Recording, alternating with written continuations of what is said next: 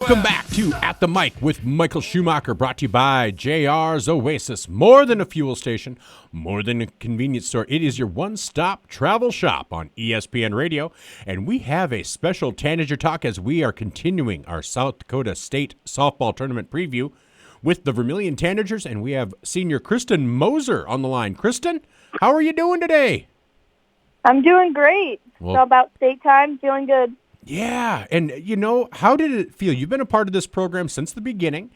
Third year of state-sanctioned softball. How did it feel to finally get through that SODAC 16 game and punch your ticket to state? It's like one of those finally got it moments. Like, this has been our goal for 3 years. We were the first ones to do it. Like, it was always what we were pushing for, and we finally get it on our last run, and it just feels great. Well, and man, you guys pretty much left it as a no-doubter. I mean, you guys got off to a fast start against Beersford. They were the higher seed, so we're in Beersford. And you guys just got out to a fast start, and Maya took it from there. Kind of walk us through the thoughts that went through your guys' heads during that game. I mean, we were there to win. We had no other choice. Us older girls and Coach Bud, too, this was it. We're putting everything on the field, and we're not letting them take it from us. And Maya in the circle really helps with that. She's a senior, and she knows that it's coming to an end, so she absolutely was not going to let them take over for us, and she really helped us out that game. And it really feels like about midway through the season, a few tweaks were made, some changes to the lineup and defensive alignment, and it feels like since then this team has been clicking on all cylinders. Madigan behind the dish, Dylan now at short. You have Quinn out and left. You're at third, and it just feels like and then Madeline, hitting. It feels like you guys are really peaking at the right time, and everyone's in a position that not only has them feeling comfortable, but feeling confident, and it feels like that's coming through. Are you guys feeling that, or is that just from the outside looking in, my interpretation? We are 100% feeling our best right now. This was, at the beginning of the season, we had it rough, but Coach Bud preached to us that eventually, we'll get comfortable, it'll go, and then we need to be playing our best ball at the correct time, and that's exactly what we did. We followed straight through what his words were, and I think we really found our nice lineup. Everybody's in a comfortable spot where they've played before, and I think it's really going to help us in the state tournament. And, this season got off to a little bit of a rough start. You guys were not being not that you weren't playing well, but just not getting those wins. How hard was it to stay positive and to stay confident during that beginning stretch? It was very difficult. Our team is split half and half, older girls, younger girls, and even our older girls were feeling it. We were not too confident in our team, but throughout the whole thing, Coach Bud had full confidence in us, and I think that's what really pushed us, and we eventually got to where we wanted to be. And for me, it really feels like I really felt like the Sioux Falls Christian win back on April 22nd was huge. I mean, it was followed with 3 losses, and I know that never sounds good or looks good, but those 3 losses, it was to a Tri-Valley team there where it felt like that was just at the end, where they were able to have really one good inning, a 1-run loss at the DAC 12 tournament to Madison, and then a loss to Dakota Valley where you guys were in it all the way. It felt like those 3 games, while 0-3, signified a little bit different teams. So at that point, you're 1-6. Since then, you've really only dropped a game to West Central, a 1-run loss to Madison, and a 1-run loss to Dakota Valley. While you guys are the 8th seed heading into the state tournament, do you guys have a certain amount of confidence that says, you know what, we are equal to the task of taking on any of these other 7 teams? Absolutely. We're playing our best right now. I mean, you never know what can happen. Softball is kind of a toss-up sport. And this year, I feel like anybody could take it. Last year, it was kind of West Central, Madison. They were kind of untouchable. But this year, I think if anybody wants it, they can have it if they really, really want it. And I think we could battle with any team if we really play our best.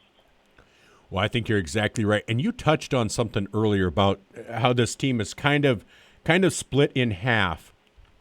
And as a senior on this squad, whether you wanted it or not, there fell a mantle of leadership because of that, because you do have that split. There are a couple of juniors and sophomores, but you have your seniors like yourself and Reagan and Maya and Madigan, and then you have a team with 7th graders, 8th graders, freshmen, sophomores playing significant roles on this team.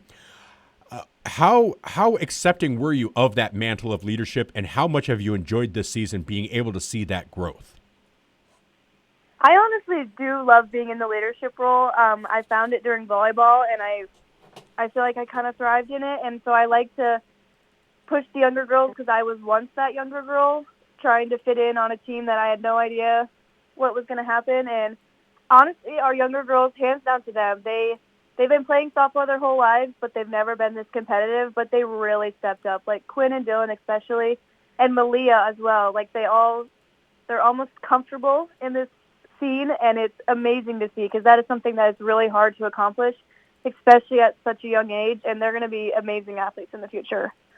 Well, and you mentioned, like I said, Quinn and Dylan and Malia, and then Izzy as well, significant defensive positions as well. To trust up the middle, your second baseman and shortstop, and your center fielder to freshmen and 8th graders, that has to take a lot of trust in their abilities. Yes, I have full faith in my team, especially Izzy.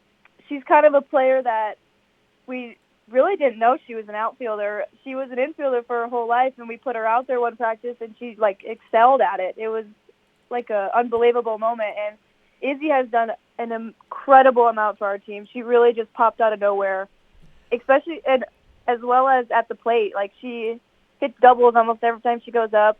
Izzy's at her best right now, and that's what we need.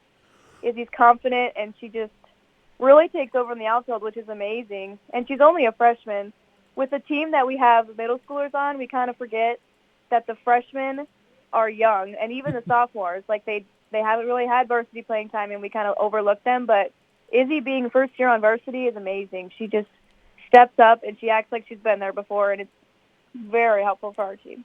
Well, and I was mentioning it to someone earlier, it feels like with her out in center field, the expectation has gone from the first half of the season of, oh, she almost got to that one. Oh, that was almost a great catch, to now, if she doesn't, you're like, oh, wow, she wasn't able to get to that.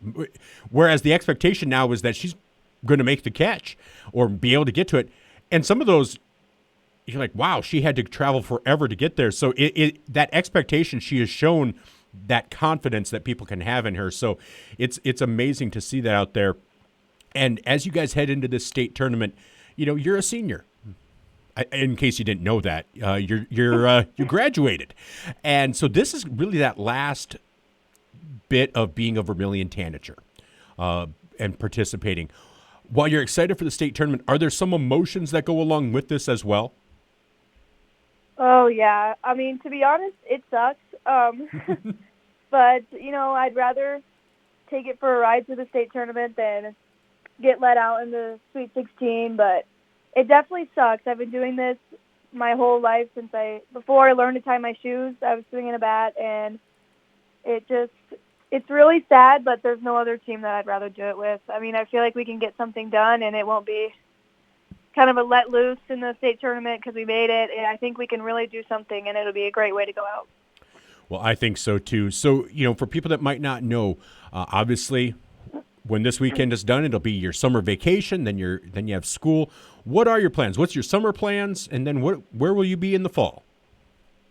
This summer, I'm just gonna work. I work at a daycare in town, and I'm actually moving here next week, right after the state tournament, into my own apartment already.